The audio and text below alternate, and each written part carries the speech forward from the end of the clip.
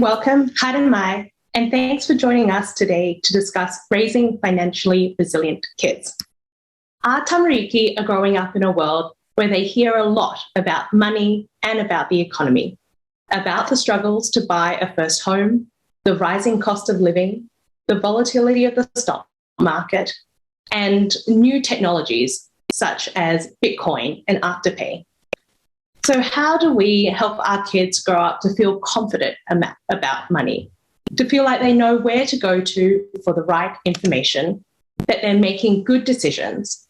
And most importantly, how do we make it fun for them to engage on this topic from a young age? My name is Stephanie. I'm a mum. I used to be a stockbroker, and just this week I launched a platform called Crayon. We're on a mission to take the financial guesswork out of parenthood. On our website, you'll find a growing toolkit designed to help parents make smart money moves at every stage of parenthood. It's a real pleasure to introduce my fellow sponsors and an incredible panel here today, who are here in support of the Financial Services Council New Zealand's campaign, It Starts With Action. This is a program designed to give wahine actionable steps to growing our financial confidence and our well-being. And what a better place to start than the conversations that we have in our home, the place where we teach our children what they need to know to go out into the world, where we share stories with one another, and where we talk about the things that we're proud of and the things that make us feel vulnerable. So thank you for joining us from your home, your work, or wherever you may be today. And with that, I'd like to invite Josie from Ngāi Tahu to lead us in a karakia. Kia ora, Josie, haere mai. Tēnā koutou katoa. Whakataka te hau ki te uru, whakataka te hau ki te tonga. Kia makina kina ki uta, kia mā taratara ki tai. Ihi aki ana te atakura, he tio, he huka, he hahu, tie mauri ora. Thank you, Josie. I'd like to acknowledge our supporters. Te Rūnanga o Ngāi Tahu, Hatch, Square One, Partners Life, and Crayon. Mika from Partners Life has a message to share with us. Mika, over to you. Thank you, Stephanie. New Zealand has a real problem with financial literacy. We see this time and time again through the FSC research into financial resilience, financial well-being, and understanding of financial products. This manifests in poor financial behaviours, with low levels of savings and retirement planning, and some of the developed world worst levels of financial protection in the form of insurance.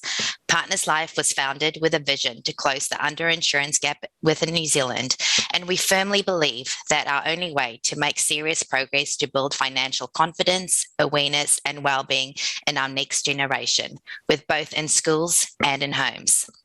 This theme of growing financial resilient kids speaks directly to our core values as an organisation, which is why we are incredibly proud to be a part of this initiative.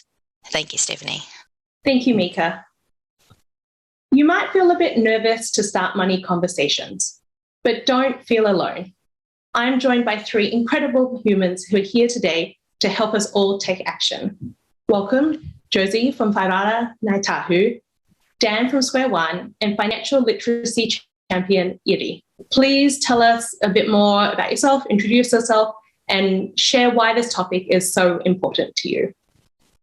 Kia ora everyone, I'm Iri. I'm an international business consultant and financial literacy champion. I'm very passionate about financial literacy.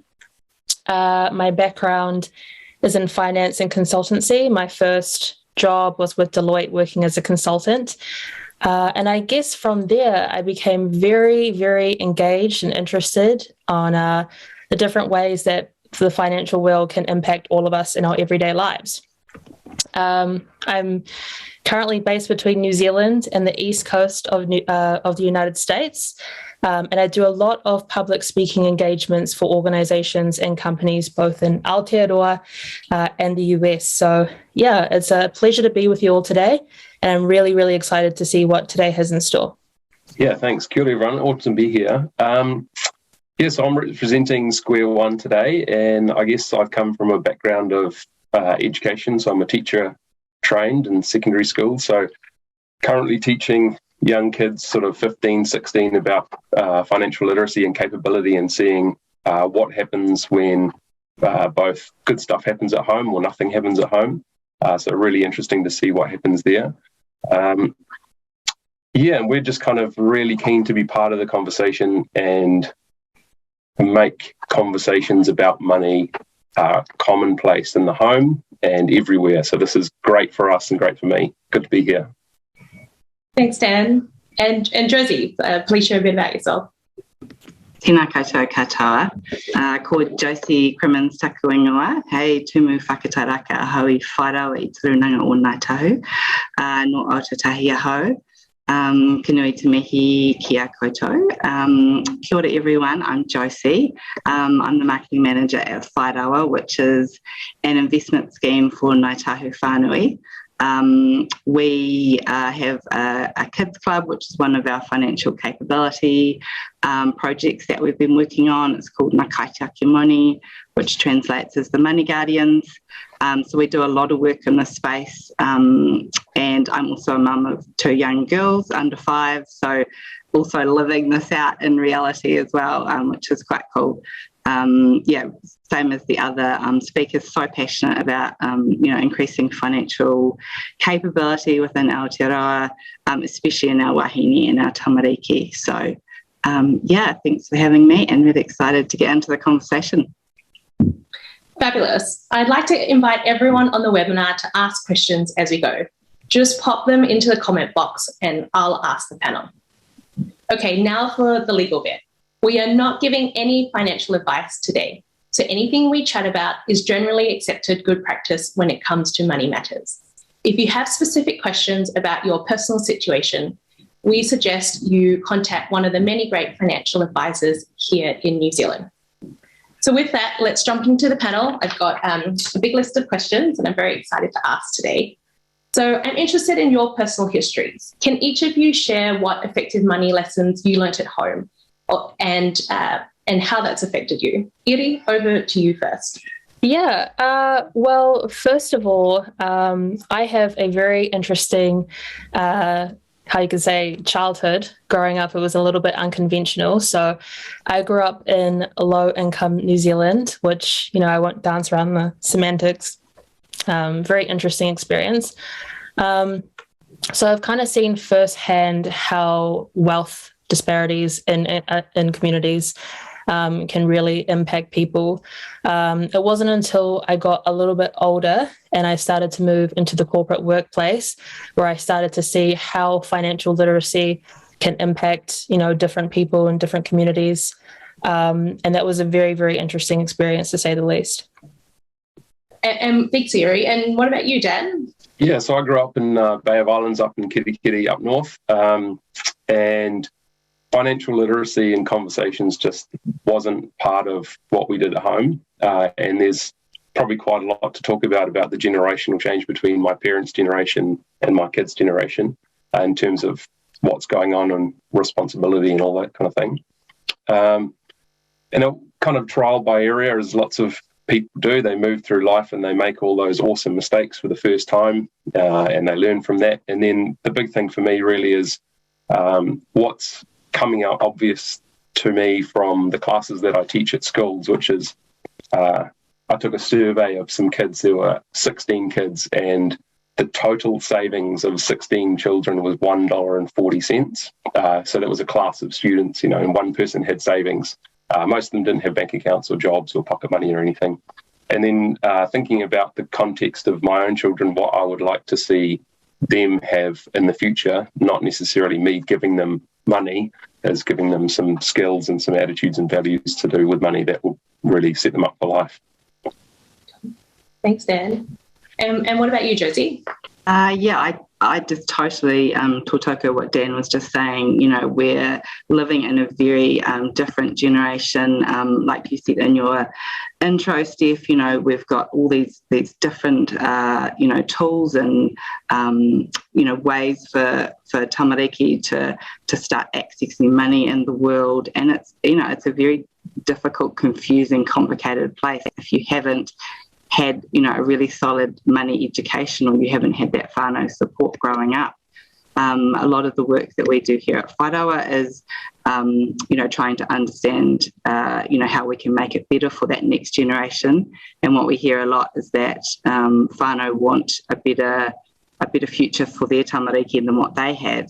I had a very normal upbringing, born and raised in Ototahi, and I just remember my dad telling me, the one piece of financial advice that stuck with me. He said, you need to start your superannuation saving when you're 21. So off I went at 21 to sign up for my superannuation account, and it was a really good number one top tip for me, and even though I've been on parental leave, and so I've had some pauses in my investing journey, it's so good to be able to start from a young age, and those are the types of things we want to be sharing with those tamariki, encouraging them to be lifelong, investors, to get passionate about money and understanding topics that I think most of us would say we didn't cover when we were young.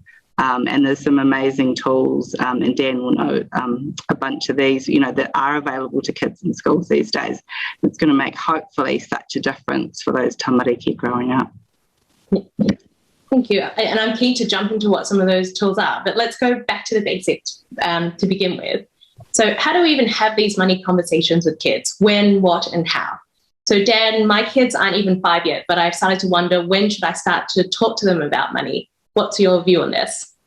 Yeah, it's an interesting one, isn't it? There's no date that you should start off. Obviously, my kids are 9 and 7, and it's more, we think it's about having an idea in your head about what your role is as a parent, or a family member who has children within that vicinity, and they're kind of, sometimes it takes a village, so the nanny Jules of my kids is part of the conversation too, but it's having a bit of a plan about what your role is, and then having a bit of a financial philosophy and trying to work out what your key messages are as a parent, and saying, do I want these little key nuggets of information to be really common and really often said in my household, and so that your conversations about money can start between people at home as early as day dot, because we know that attitudes and values about money are relatively set by 7. That's the sort of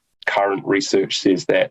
But what that doesn't say is that that's if you do nothing. So that's if you just carry on life like normally, and it's just normal about the conversations about money that you would normally have. But if you have an intervention and you say, actually, I'm going to do something about this, then there's no too late, actually. So you can start whenever you like. So if there's people in this webinar who are, got teenagers and they haven't started those money conversations, then obviously starting now is the great time, or yesterday. But it's the conversations at home, in front of your kids, with grandparents and aunties and cousins and everybody. As long as there's conversations happening, then start them as soon as you possibly can. Thanks. So now that we've got a bit of an idea of when to start talking about it, what about what to talk about? Josie, can you dig into some of the age-appropriate conversations we should be having with our kids? What do we want to teach them at what age? Yeah, absolutely. So like Dan's saying, you want to start from day dot if you can. We know that around age 3 and 4, tamariki really become very aware of money. They know that it exists. And they see you, having those transactions at home, in the supermarket. So, it's starting to talk to them, I think, from that age, as early as 3 or 4, when they start to become aware of money. We want to encourage at that age the understanding that, money is a limited resource. You make money and you spend money, and they'll start to understand about things like wants and needs, and how that plays out in your specific whānau. From around age 5, we start to talk about, pocket money. So encouraging the ideas around saving and spending, whether or not you can afford to give your tamariki pocket money, just trying to encourage their understanding of, if they're receiving some type of money, maybe it's from other whānau members, that they may want to save a little bit of that instead of spending it. I get my 5-year-old, she quite often has to buy her weekend rice ball if she wants it, because I say, well, we might not have money this weekend to spend on something, but if you've got money in your little stash, wherever it is, you can buy your own rice ball. And she's always really happy with that. And the transaction that she goes through, she feels super proud of, you can tell. And just handing over those coins at the supermarket or wherever it is, it really empowers them. They know that that's theirs and they've contributed to something. She was really cute the other night, actually. She wanted pizza for dinner, and I said, no, we're not getting pizza tonight. We've just done the groceries. And she's like, but I've got money, I'll buy the pizza, which was so cute, but it's really, she's got an understanding of those basic money concepts, which is great. Obviously, as they get older, around ages 8 and up, it's really trying to introduce those ideas around, virtual money. A lot of kids these days, they don't see us actually spending with cash or coins. So starting to introduce ideas about FPOS and credit cards. And again, those needs versus wants, so what are the nice to haves? I know around that age, kids start comparing themselves with what their friends have got. The pressure comes on whānau because, are you going to have the same types of things as other whānaus in your area? And, that's not always practical. So what's a need, what's a want, and those bigger money concepts, you're paying for your house, you're renting or you've got a mortgage, that's where a lot of your money is going. So it's like Dan says, it's all those money conversations that you're having in the home, and just making them age appropriate for each age and stage. Thank you. And Iri, 1 in 3 Kiwis say they rarely or never talk to anyone about money, not even friends or family. So I think there might be quite a few of us on the call who don't feel so comfortable starting this conversation. What tips would you have for people about how to approach this conversation? Well, I would say slowly but surely incorporate opportunities to engage with your children into your daily routine. So one of my favorite mantras is actually that which does not get consistently scheduled does not get consistently done. And I do have a few suggestions for parents or caregivers who might be on here who are thinking, what are some actual tangible things that I can do to help my child and help review and measure that progress? So the first one would be actually starting a web series or a YouTube series or even a TikTok series that focuses on financial literacy and improving financial well-being. And this is great because it's aimed at a younger audience. So maybe nothing from, say, like The Economist or the New York Times.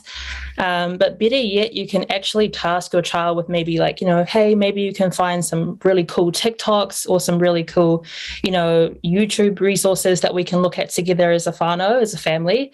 And then you'll be able to discern from there whether, it's actually something that you want to continue with. I would say, don't judge apps like TikTok too quickly. I'm a part of, most social media, and I can tell you now that TikTok is probably the one that I've learned the most from. So, very powerful because you're engaging your child, it's super entertaining, and it's familiar ground to your children. The second tip would be if you're more of a traditional parent and you'd prefer another alternative, you can do your research on what are some really good financially focused books, and you can actually read a couple of chapters with your child every day and then discuss it with them later. I think I was 11 or 12 years old when my older cousin gave me a copy of Robert Kiyosaki's Rich Dad, Poor Dad. Great book. I can actually see it on my bookshelf over there. And I was too young to understand absolutely everything, but the powerful thing that it did, as books so often do, was that it provided the foundation to actually get a ball rolling and to help change my mindset on finances at the time. So like I said earlier, I grew up in low-income New Zealand. And as I was reading the book, I can remember I could align a lot of the ideas that were present in the Poor Dad in the book with similar ideas that my household had around finances. And I could have seen that that could have been my reality had I not actually been introduced to the book and those ideas.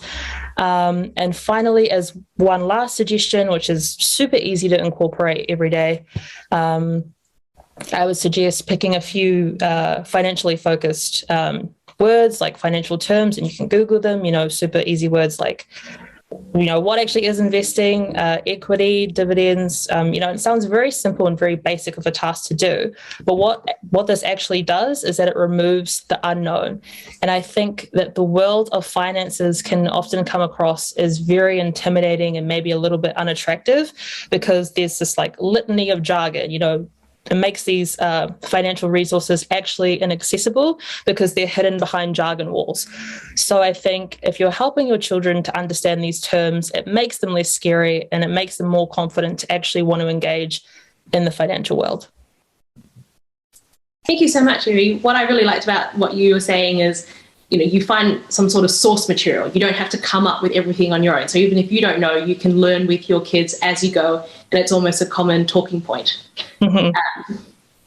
And what about the flip side? So we've talked about, if parents feel ill-equipped, what are some of the barriers that you all see in your line of work in terms of kids picking up good financial habits? Dan, maybe we'll start with you. Yeah, one of the biggest one is practice.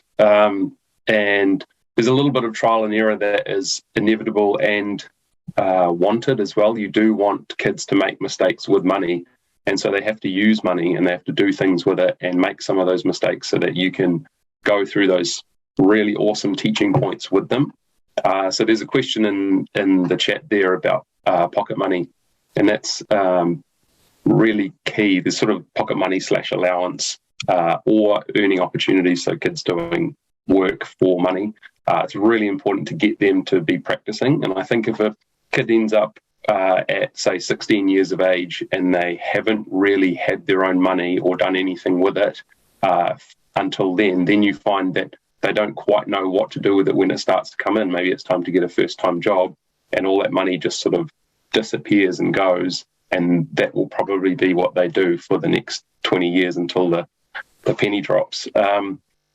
So yeah, practicing and making mistakes in a supported environment at home, super important to overcome those barriers. And what about you? And also I can just talk for 5 hours. So I'm just going to say a couple of points and then hand over. Okay, awesome. Thanks, Dan. Josie, what do you see in your work? Yeah, we have a lot of engagement with our whānau and especially our tamariki, like I said, in our Ngāi Tahu Kids Club. Totally agree with the things that Dan was saying. In order to create these strong and engaged tamariki, we want them to make those mistakes. Life decisions are not always perfect, and if you're, getting your first credit card, how can you encourage your tamariki to understand, what they're going into? Buy now, pay later, is one of those right now that we're seeing a lot of rangatahi being affected by because they don't understand how it works. They don't understand the fees and the structure of what you're actually doing, And going back to the basics, starting with, we recommend the 3-jar system where, you're saving some, you're spending some, and you're sharing some, taking those basics and, even at age 5, like I was talking about, start them small with that. Maybe it's a couple of dollars that they get, but as they grow and as they age and as they start to get more money, maybe they get $20 on their birthday, what are you teaching them about how to deal with those amounts so that potentially when they're older and, then they're dealing with really large amounts, how are they going to, to take that money or to take that knowledge and do something, amazing with it. Obviously the goal for all of us is, like this topic is called to grow financially resilient kids. How are we doing that? What are we teaching them through the different life stages so that when they're independent, they're actually able to deal with money and make really good decisions? I think everyone probably, splurges on their first pay because it's what you do naturally.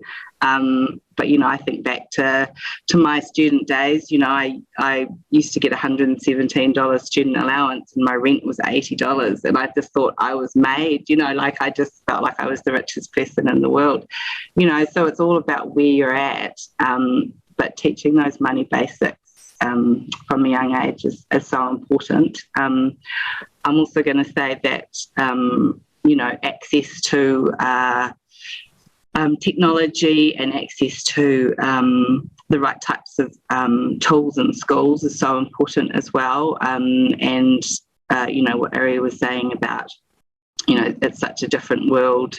In some parts of the country, we definitely see that, so there's so many resources that are available, if you can't get to the TikToks and you can't get to the social media, influencers, go to the library, the library's still there, just start with the really basics, and I think that's what we're trying to encourage today is that everyone can just start with really simple actions. If your kids have access to the TikTok, I think that's such a cool idea, Eddie. But there's lots of other ways too that you can start to get this information across, and it does take that village. It does take, everyone, that's accessible to those tamariki to really help. It might not just be all you. It could be, anyone who they look up to as well. And one of the questions from the audience, I think from both Sue and Christelle, is about, in this digital age, how do you make money real for kids? When I was growing up, I had the checkbook and I had a piggy bank, and we've talked about physically handing over money. But now when you've got PayWave and it's all up in the cloud, how do you make that real for kids? Yeah, and so that question there, you've got your kids see this, you tapping this magic wand, right? You've got this card and you wave it, and then things appear in your cart, and you can sort of buy stuff. And there's no real connection between the work and the effort and the skill and time and the experience that you have generated over your life in exchange for money, and then you get these the shopping or whatever it is.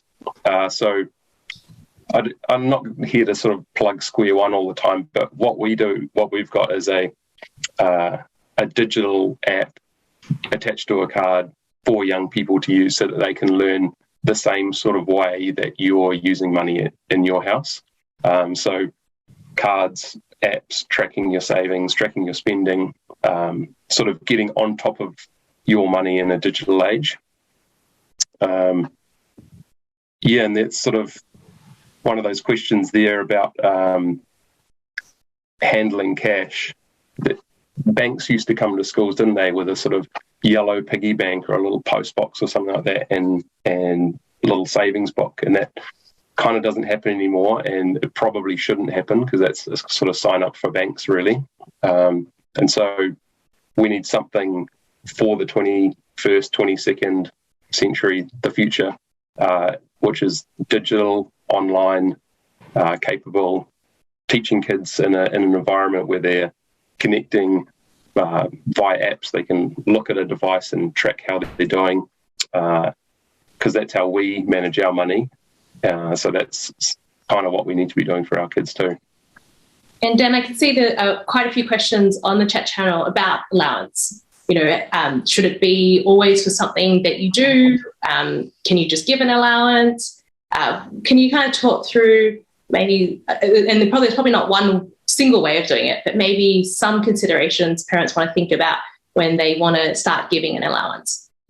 Yeah, so we say that the priority is kids being involved in their household and being responsible for some chores and some jobs and being part of a team to make the house run the best it can, everyone happy. So that's the kind of ideal. And we say that a good exchange for that could be some pocket money and some allowance for a set of tasks or jobs that are done, not necessarily you pay for each thing that are done, but that you introduce money as a result of being part of a team. And you're role for that money is we're giving you this because we're teaching you about money. We're not just giving you it as a reward because you're awesome. It's kind of, this is what you get to do because you're part of the household and being responsible. So one thing I do with our kids is that pocket money is you get the amount of dollars of your age. So my daughter's 7, so she gets $7 a week. My son's 9, he gets $9 a week. And there's a set list of tasks that they do to earn that, and they know what they have to do to finish off before that gets paid. With the Square One app, it's really awesome. So we automate the pocket money, comes in on Sundays. So at like 4:30 p.m. on a Sunday, bing, the money goes through. They've done their room, they've done the jobs for the week. They're in charge of the rubbish bin and laying the table and whatever it is. And then we have a 10-minute conversation. We sit down on the couch and say, cool, this is the money you have. Let's look at your savings. What are you working towards? And then those conversations are our, just what you said, Eddie, is like this scheduling in money conversations. So 10 minutes a week is more than would happen if I was just making this up as I went along. So that's what we kind of do in my house, and that's how the sort of Square One stuff really helps that. And Eddie, do you have anything to add on this? Pocket money, how can parents do it well? Yeah, well, a question that I always kind of come back to, and it's really interesting being on this panel because I'm 23 and childless, but, I'm constantly thinking to myself, how can we hold open the door for other people? And, that's not a feel-good statement. And it's not one that implies that we should be doing all the work for rangatahi for youth. But I think it's one that sums up the idea that there are actually a lot of opportunities and a lot of resources that are behind closed doors and tax brackets, like for a lot of people. And that's an uncomfortable fact, but it's one that we can't dance around. So if we come back to it, how do we hold open the door, and how do we open doors for rangatahi for youth that don't have the means to, say, open it for themselves? I think, and Josie was talking about this earlier, we can start to advocate for financial education in schools. And I think this is so important because I'm doing a lot of work with amazing organizations like the Life Education Trust, who are doing amazing mahi in schools. They're doing initiatives like Smarts with a $sign on the end, which is a free Year 10 financial literacy program. It's designed to give youth understanding of key financial concepts in like really cool interactive ways like theatre. Which leads into the fact that we can design initiatives and programs and just have understanding of the fact that some youth just don't have access to the resources that they need. So actually many, like in low socioeconomic areas like the one that I'm from in Whangarei, you have many people who are actually struggling to survive, never mind thrive. So I think we need to know this when it comes to designing our curriculums, our systems, and our societies that benefit everyone. And so following on from that, if pocket money may not be an option, what kind of alternatives can you think about in terms of teaching kids about the value of money? Well, actually, I am pro pocket money, but I do like the idea of making any activity interactive. So how can we make these activities interactive for our children based on your particular goals? So, for example, let's say that you want to teach them the value of money through saving. They're working towards an item, maybe a console game, maybe. So work out the cost with them. They probably already know. Ask them why they want it and really involve them in the process.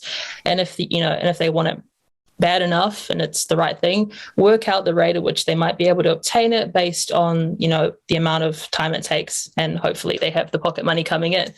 But every week or every fortnight, whatever you decide, let them take the lead on putting the money in the jar or watching the saving account go up. I think really be there with them in the process, celebrate their joy, and allow them to become inventive. And maybe they want to negotiate with you, hear them out. We do negotiations in the real world, thank goodness. Give opportunities to use their initiative to add value for reward. At the end of the day, they're still children, so it's probably not going to be a perfect process. But I think that is a good lesson in itself too, that we aren't always in these perfect circumstances, perfect conditions, and sometimes we have to find the initiative and incentive to keep striving towards a goal regardless. Thank you. So now we've talked a bit about how kids can accumulate some money. Let's dive into, what you can do with it: spending, investing, and giving. So I see there are a few questions on the chat about investing. Josie, if kids have stashed away a little bit, how can we start to teach them about investing, how they can grow their money?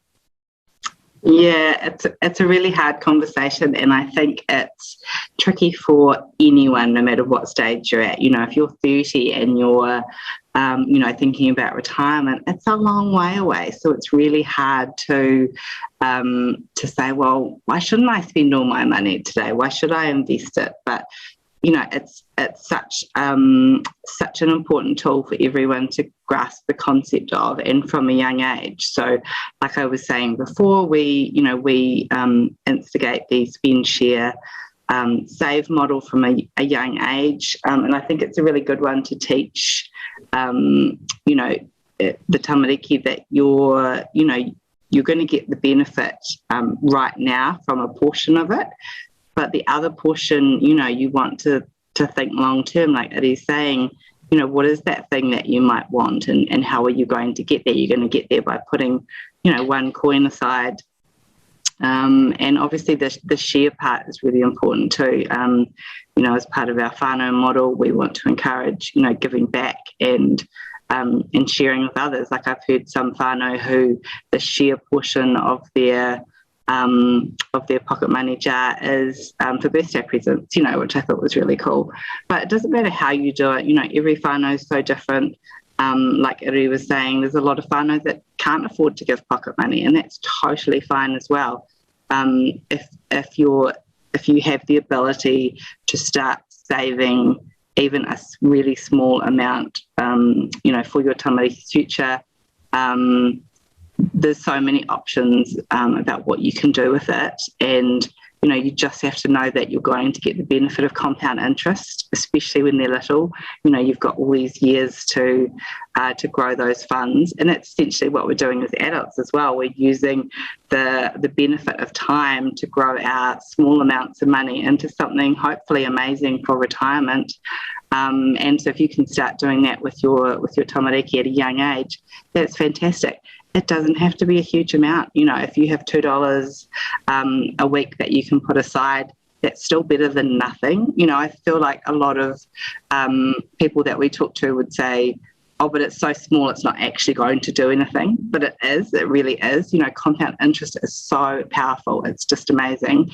And, yes, some whānau will have $100 a month that they can put aside into their kids' investment, whatever that looks like. But, every little bit really does count, because it's something that you wouldn't have had unless you started. And if you start small, that's amazing, So whether or not it comes from pocket money from the kids, or it's the whānau able to invest, or maybe it's, the grandparents or aunties and uncles are able to put in a little bit, it all just helps to build, So it's just, my main message is any small amount helps, and as we all know, as adults, when we're trying to save for anything like a trip or enhancements to your house or whatever it might be, it still takes a long time sometimes to save, but the feeling at the end when you get there is so rewarding. So that's the same concept over your child's lifetime. If you can do that, that's fantastic. Yeah, I think Albert Einstein actually said compound interest is the eighth wonder of the world. But it's always one of those, I think, concepts that can be a little tricky to get your head around. But I think your main point, Josie, is that the earliest you start, the better, right? Time is your best friend. Yeah, and I mean, for anyone who's interested, on the Crayon website, we have a kids investment simulator, so you can see if I just put $10 a week every week from a certain age, what that might lead to over time. So what about, investing it though? So, I think investing always feels a bit scary. You read horror stories about people, losing all their money, and you're never quite sure where to start. Dan or Iri, do you have a view on, what's a baby step? I know we're not giving specific financial advice, but people on the call, I think there are a couple of questions about, how can I help my kids take their first step with investing? Yeah, well, I would just quickly say first and foremost that, things like Kiwisaver matter exponentially more than young people actually might think.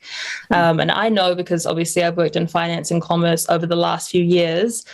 But if I didn't, I possibly wouldn't even know that Kiwisaver is a form of investment. And I think if we went out there and we interviewed, a lot of young people, a lot of them actually might not know that fact as well. So definitely start having conversations with your children on what actually things, like Kiwisaver are, what growth, balance and conservative funds are. And if you aren't comfortable enough to do that, you can always, book appointments with your bank or your child's bank to help them explain these funds, explain what Kiwisaver is. And I think that's very, very important. And then from there, you'll be able to assess your unique goals in relation to your child. And it'll be different for everyone. Personally, I would take into consideration a whole array of different things. For example, with your child or probably teen, if you're having this specific conversation, is interested in spending time overseas, this affects your tax obligations as well as your ability to actually draw out your Kiwisaver. This is coming from someone who lives spends most of their time overseas. I would discuss debt. Are you comfortable or is your child comfortable with the debts that come with not being able to pay for university up front, maybe student exchanges, cars, whatever? If not, cool, let's start talking about investments early. Some will be, some won't be. Retrospectively, I wish that I had known more about student loan obligations before I turned 18. But yeah, in terms of, those investment fund schemes, again, 23 and childless, I don't exactly know everything, but we have cool programs like Hatch and Sharesies, and I just think we're at a point where accessibility to these programs for kids is possibly the best they have ever been. So we should utilize and take advantage of that, and the advice and rewards that come from having those important conversations can be plentiful. So yeah, agreed with that. The basic Kiwisaver one, that's so good. As soon as you get over that certain amount, that $1,042 or whatever it is, then the government will give you that $521 every year. And that's a really good investment education to make a 50% return over that year. And that's like a really good one to go, okay, this is fixed, this is what will happen, this is what a form of investment is, get that Kiwisaver started. The Sharesies and Hatch kids versions are really good. But then that's when you're starting to get into play investing. And I think that's the danger there of going, okay, let's just play with money in investing. And so that conversation needs to be really clear that do you have money that you are okay with losing all of it? And then if your kids are like, okay, yeah, I've got $10 this week that I don't really care, I don't need to spend it on anything, it's not part of my savings routine, whatever it is, then that's okay, well, let's learn about investing by investing. Sharesies for Kids or Hatch is a really good example. Let's buy some Tesla and see what happens with that, or we should buy some Air New Zealand and whatever it is. So you can learn by doing, which is super important as early as you can, really. Yeah, I agree. I totally agree.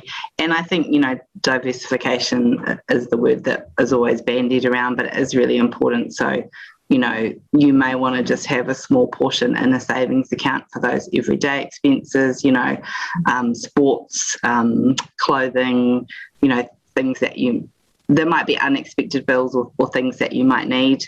And then, like Dan says, there might be a portion that you say, okay, we're investing this portion, we also might have a Kiwisaver that we put a small portion into. So it's really just, keeping your options open, I think, as well. So again, age and stage appropriate, kids are expensive, we know that. So it's trying to keep the balance between, their future and their investments and potentially, money that the whānau needs to bring these kids up as well, to keep supporting them through until they're able to do it on their own. Thanks, Josie. And I think to Iri's point, there are so many platforms now that make investing much more accessible than it's ever been. And, Dan and Josie, at the start, you talked about, letting kids make money mistakes. Is investing one of those areas where you would recommend parents do let their kids have a bit of a go and potentially make that mistake, knowing that these might be funds, a small amount of funds, right, that they may lose? Yeah, yes. But yeah, small funds to start off with. And also, if you just give your kids $10 and then say, go and invest stuff, there's no emotional link between the value of that money and the risk associated with investing. So it's really good if the kids have earned that money, they've chopped the firewood, if they've cleaned the neighbour's yard or done the lawns or walked the dogs or whatever it is, if they've earned that money and spent that time and sacrificed some of their free time to earn that money, then the lessons that they learn through investing will be much more profound. So I always say, don't just give kids money to invest. Get them to say, okay, this is money that I've earned and I'm willing to learn and risk a little bit, because that's what investing is. Investing is risk, and learn along the way, knowing that I'm not going to suddenly become a genius on the markets. I'm going to try and sort of learn for myself how this all works, and then have people support me along the way. Yeah, I think in investing, there's no substitute for experience. You can say it's one thing to say, I'll be okay in a downturn, and then it's another to log in and see your savings halve, right? So I think sometimes having the earlier you can start and the more kind of market cycles that you can experience, the more seasoned you'll be as you go on. So we've talked quite a bit about investing. Let's move on to spending. So I think there's actually quite a lot of social pressure and marketing messages to just spend, spend, and spend. So how do we help our kids develop a really good mindset around money and around spending that money? Iri, do you want to kick us off on this? Yeah, I'm going to go a little bit back to what we were talking about with pocket money. So I didn't get pocket money or an allowance. I kind of wish I did. And actually, I think because I didn't, it kind of jumbled up my relationship with money for a while. And of course, I did grow up in low-income New Zealand. It's not as if I didn't get, an allowance and therefore my relationship with money is totally off the cliff. No. But I think that what it did do was it kind of locked me in a scarcity mindset for a while there. So, as famously quoted by Mum, money does not grow on trees. We know that. But we don't need to jump to the other extreme, which is, we should panic around money, scarce, whatever. We can be conservative with it. And that's what I like to do. That's how I would like to approach it. But let's not tune kids to the ideas of scarcity with money. I think, I don't think it helps them spend better or save better. And I think anything that would kind of induce fear within a child, it's probably not going to go, great. This is different from being frugal. Frugal can be really cool. But yeah, scarcity and fear narratives, not cool. So yeah, I'm pro pocket money and allowance, and even better if your child is doing something to earn that. I think that's really key. Yeah, I would just add that guidance alongside allowance is a helpful and often very necessary combo. Yeah, I think that the kōrero that Dan's referring to, you sit down with the kids and you're having that conversation about like, where are you at? What do you want to spend your money on? I think that piece is really important, especially when they're younger, because, I totally agree, Eddie. We don't want to encourage that, that negative mindset around money, but they do need to also understand the value of what you have in front of you and the options that are available to you, and I know one thing we always do in my house is if we sell something on Trade Me, for instance, and we get cash, which we're one of those that just never have cash, then I give it to my kids and I'm like, what do you think we could buy with this? And they'll be like, something ridiculously huge for $10, and I'll be like, no, that's, I think the trade model was really interesting for kids because they can see, it might be a cardigan or something that Mum sold, and then you get $10. What can we do with that $10? We can go and maybe get a few snacks from the shops. We could keep it and maybe grow it and then get something bigger potentially. But giving them those options and helping them to understand what this $10 is and what did we have to sacrifice for it, and then what are the benefits we're going to get long term. Sitting down and making those decisions as a whānau is so important, and you can see the little minds ticking away as well in terms of, do we want to spend it right now and get lollies, or or do we want to save it and get something something bigger or have like an experience for the family later on, so I think that's really cool as well. But yeah, it's a really tricky one, and I think these days it's tougher than ever because there's so many, like you say, Steph, so many marketing messages, so much pressure on kids to be like their friends or to live the same lifestyle as the people on the street, but it's just not how it works, so it is really managing their expectations in terms of what the money is designed for. It is designed for them to have a little bit of fun, a little bit of enjoyment, and then save that extra piece. Yeah, I can add a little bit to that as well. I think money is emotional and it's social status, and there's so much, relationships. It's all in there. So if you're going to make a decision about what to do with that money in terms of spending, that you make that decision before the moment. So you make it at home on the couch with your kids, or you sit down and look at your savings account versus your spending account, and you make that decision, and then you try and get your kids to stick to that decision so that when they arrive at the store, that decision about what that money's for and where it's going has already been made in a rational mind, and I've thought about this, rather than you get to the store and you suddenly go, oh, I've got this money, let's go. And it's all on. So decisions prior is the biggest gift you can give to your kids in terms of what they spend their money on. Thanks, Dan. I see another question in the channel about, what do you do when you have a kid and when you go to the shops and they just want to they ask to buy something, or they keep, every time you go out and they want something, how do you kind of tackle that conversation with them? Yeah, so decisions made prior to we go in the store. So are we here to get a treat for you? No, we're not. We're here to get the toilet paper that we came for, and that's all we've got the money for at the moment, because whatever it is, it's the end of the pay cycle, or that's the purpose of this. And if you are there to get a treat, then that can be involved in the conversation beforehand. So you're not going to the store for a $10 toilet paper, and then that suddenly becomes $20 shop because the kids want ice creams, and you just want to keep them happy. Which is totally hard, by the way. So it's really difficult when your kids are at the front of the store and they're saying, Dad, can I have one of these pixie caramels? Yeah, it is. It's literally the worst thing. And supermarkets are just painful at the best of times. They're not designed for little children. Yep. And I remember being super excited the day that, I said to my 5-year-old, she was probably 4 at the time, I was like, you can pick something out. You've done a really good job at whatever it was. And said, your reward is to pick something from the supermarket. And she picked a bottle of water. I was like, the happiest parent ever. I was like, winning at life. Doesn't always work like that, though. And I'm just looking at the time. We've probably got time for 2 more questions. So I've got one around giving. So, we talked about spending, we've talked about investing. What about, giving, sharing? What do you all have in terms of recommendations about how parents can teach our kids about, giving back?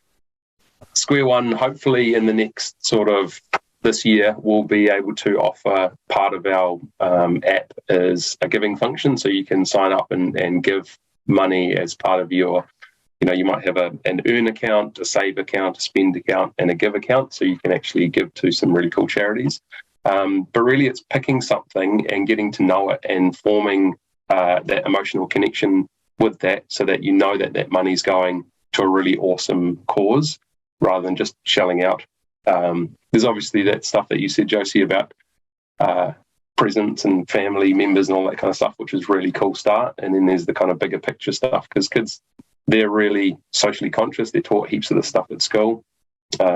So you get them involved with a charity that they're really passionate about and get them to research it and learn about it and find out where their money's going. I love that idea. That's so cool, Dan. Yeah, that's a great idea. I mean, I think great things that I have seen, they can be in any form, and, whether you're sharing it with other whānau, maybe there's a friend down the road who, doesn't have as much as you do, and maybe, your child will see that, like you say, Dan, they're socially aware, maybe they're gifting something down to another whānau, or even within your own whānau, they might be wanting to gift. But I think the share part of the equation is just so important and teaches them amazing life lessons. So we definitely recommend that. Yeah. And Iri, do you want to share your last thoughts before we wrap up? Well, I think my answer would just be piggybacking off of Dan and Josie's amazing corridor and answers anyway. But I do think that, kids, they can't know what they can't see. So exposure to, I guess, different environments where, those wealth disparities are kind of more evident. And I'm not saying, just go into any old place. But there are plenty of organizations where you could, do a lot of volunteering, and then they learn of the initiatives, having a total mind blank. But I think it helps for you to guide your child to be exposed to these different environments so they can kind of get a ball rolling. My travels over the years have taught me, I guess, will probably be my greatest teacher in terms of really expanding my mind around these different types of things. So, yeah. Thank you. And thank you to Josie, Dan, and Iri.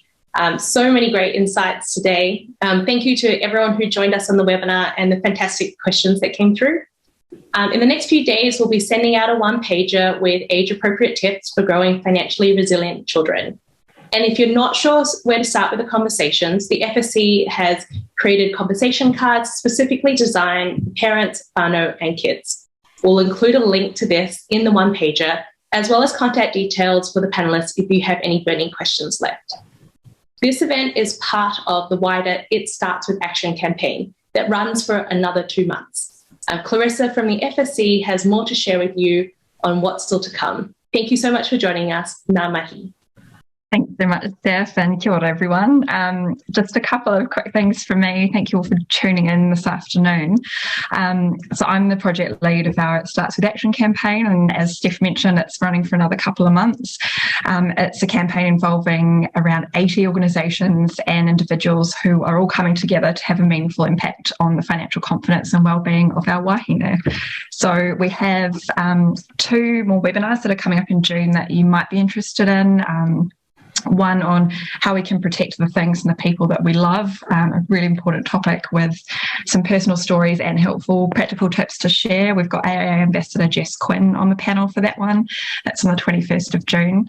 And then on the 28th of June, we have a webinar that's all about navigating financial conversations with your partner and in your relationships. So I'll drop the links to those in the chat. And another thing I'm really excited to launch today is the second year of our Why Does Money Matter school video competition. So we know that money habits start in the home and in the classroom, and this competition is all about fostering those important conversations in a really fun and creative way. So the theme this year is good money habits, and we're challenging individual students, groups, classes, or entire schools. It's up to you to film a 3-minute video sharing your best money habits for a chance to win one of 5 $2,000 prizes. And schools can enter as many times as they like. So you can, every student can enter, every class can enter. There's no limit on that. So again, if you're interested in taking part, I'm just going to drop the rego link in the chat, and we'll also send out information after the event. But I'd really, encourage you all to start having those money conversations with your kids. Encourage your teacher, your school to get involved. When you go home today from work, or if your kids are in the next room, have a little chat about money, pick up some of the tips that the panellists have shared this afternoon. And thank you so much for tuning in. Thank you to all of our panellists for the kōrero today, and best of luck with all your money conversations. Thanks so much and have a lovely afternoon.